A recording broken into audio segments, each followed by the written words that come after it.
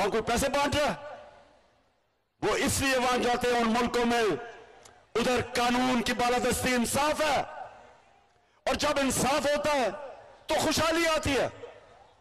तो हमारी जो जंग है, हमारी जंग, ये जो ताकतवर टोला मुल्क के ऊपर कब्जा करके बैठा हुआ है, जिसके लिए एक कानून, अवाम के लिए दूसरा कानून, और ये अरबों रुपए की चोरी करके एनआरओ ले ले, और बेचारे आम लोग वो इंसाफ ढूंढते फिरे, कचहरियों में ठोकरे खाते फिरे, जमीन पे कब्जा हो जाए, कब्जा छुड़वा न सके, क्योंकि ताकतवर के सामने कमजोर बेबस है। तो हम जो चाह रहे हैं हकीकी आजादी, वो तब आती है जो मेरे नबी सल्लल्लाहु अलैहि वसल्लम ने मदीना की रियासत में जाके सबसे पहली चीज इंसाफ कायम किया। याद रखो, पहले इंसाफ आया, फिर खुशहाली आई। पहले इंसाफ ने इंसानों को आजाद किया, और फिर उन आजाद इंसानों ने दुनिया की इमामत की। गुलाम रहते हैं, गुलाम चूंटियों की तरह जमीन पर रेंगते हैं।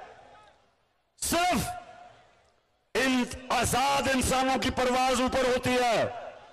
इकबाल का शाहीन आजाद होता है। गुलामी की जंजीरें तोड़ने के लिए हमें आजादी चाहिए, इंसाफ चाहिए। तो मैं आज इधर खड़ा होके 6 सवाल पूछने लगा हूं। मुझे इन 6 सवालों के जवाब चाहिए। सवाल पहला सवाल कि जब वो अमेरिकी डोनाल्ड लू ने पाकिस्तान एम्बेसडर असद मजीद को वॉशिंगटन में जब धमकी दी कि इमरान खान को अदम एतमाद में हटाओ, नहीं तो हम पाकिस्तान के लिए मुश्किलें पैदा कर देंगे, मेरा पहला सवाल यह है कि जब मैं मुल्क का प्राइम मिनिस्टर था, एम्बेसडर मेरे नीचे था, तो सवाल मेरा यह है कि वो किसको पैगाम दे रहा था? प्राइम मिनिस्टर मैं था। किसको वो डोनाल्ड लू कह रहा था कि अपने प्राइम मिनिस्टर को हटाओ? सबसे पहला सवाल। दूसरा सवाल, अरशद शरीफ शहीद, कौन उसको धमकियां दे रहा था? किसने उसको मजबूर किया मुल्क से बाहर जाने के लिए? उसके बाद दुबई से किसने मजबूर किया दुबई को छोड़ के जाने से? और तीसरी चीज कि वो कौन था जो उसको मुंह बंद करना चाहता था?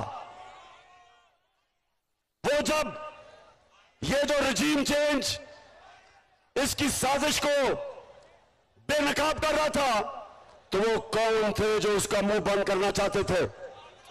और तीसरा सवाल कि सहाफियों को कौन धमकियां दे रहा है?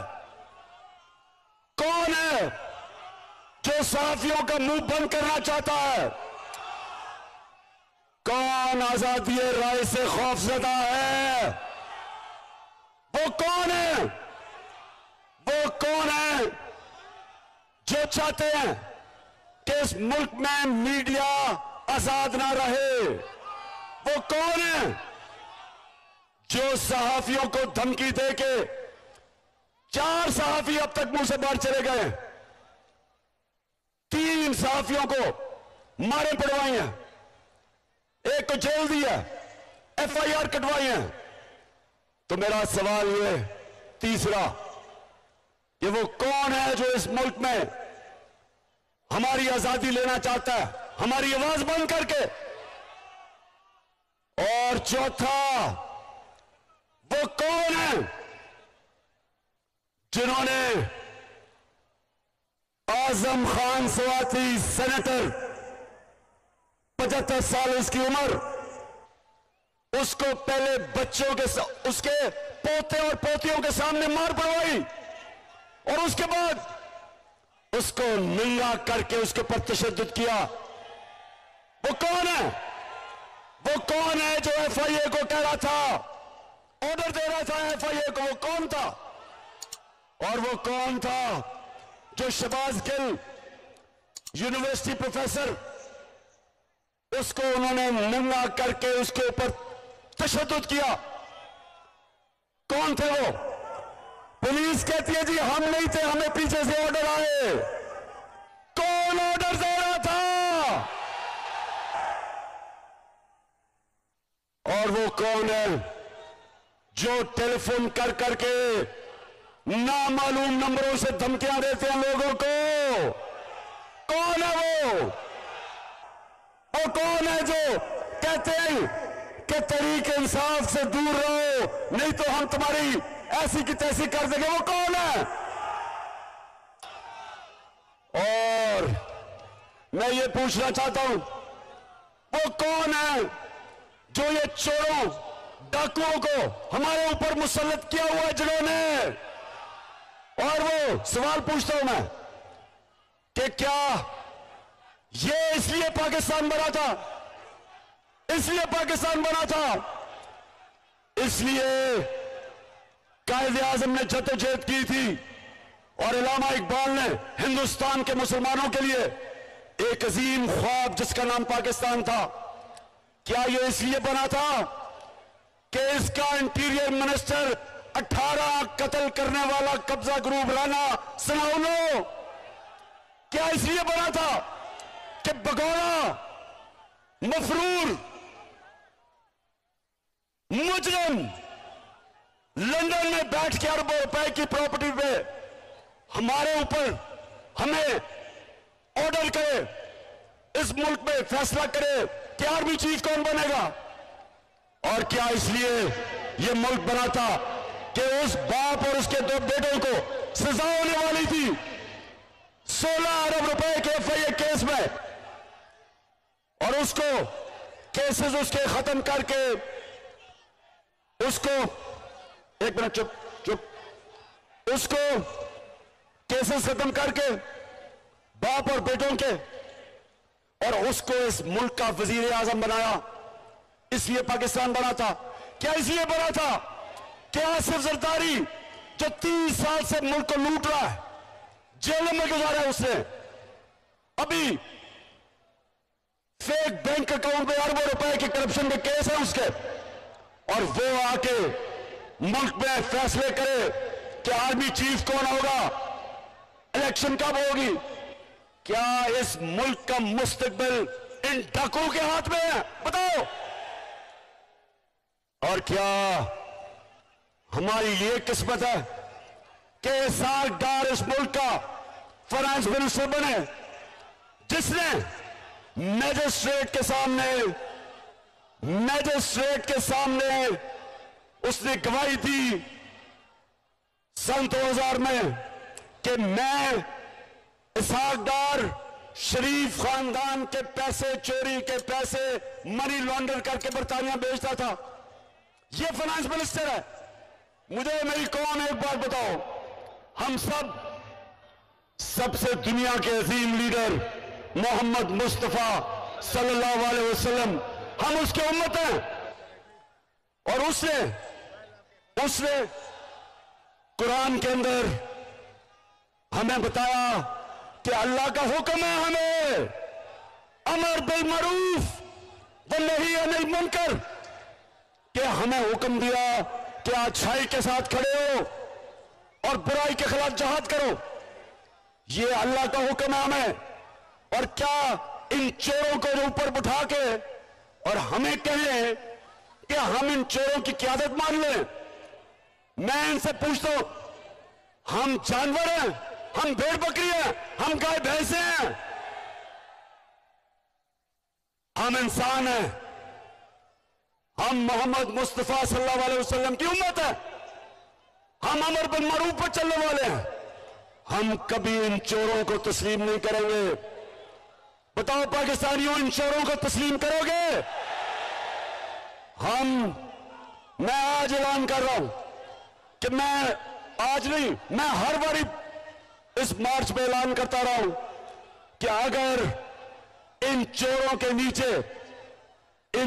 के नीचे हमने गुलामी करनी है, मेरे लिए मौत बेहतर है, इससे बेहतर है मर जाओ।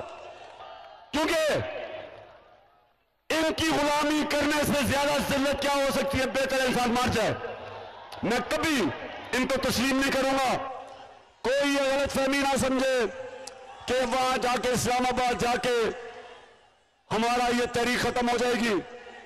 ये तहरीक अगले 10 महीने तक चलती रहेगी जब तक इलेक्शन नहीं होंगे। और मैं अभी प्रेस कॉन्फ्रेंस हुई, उसमें कहा कि जनाब हम न्यूट्रल हैं, हम गैर सियासी हैं। तो मेरा सवाल यह है कि अगर आपने फैसला कर ही लिया न्यूट्रल होने का और गैर सियासी का, तो क्या चीज आपको रोक रही है साफ और शफाफ इलेक्शन करवाने में, ताकि आवाम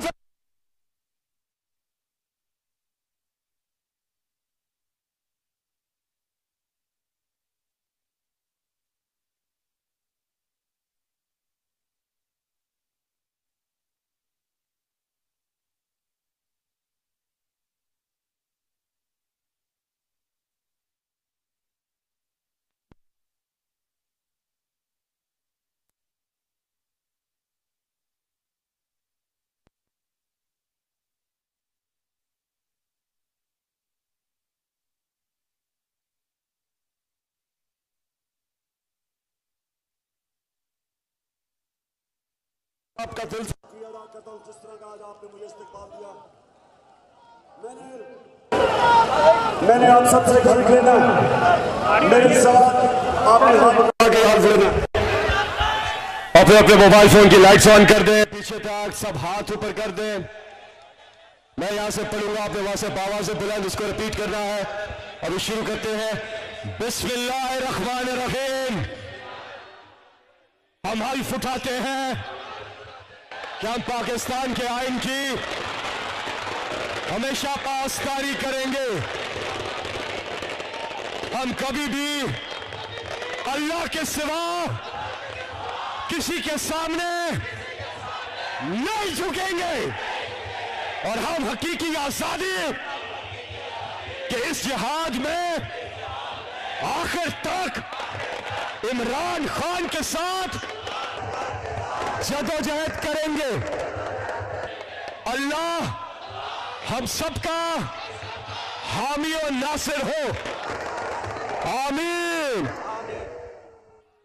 अच्छा, जब मैं इस्लामाबाद पहुंचूंगा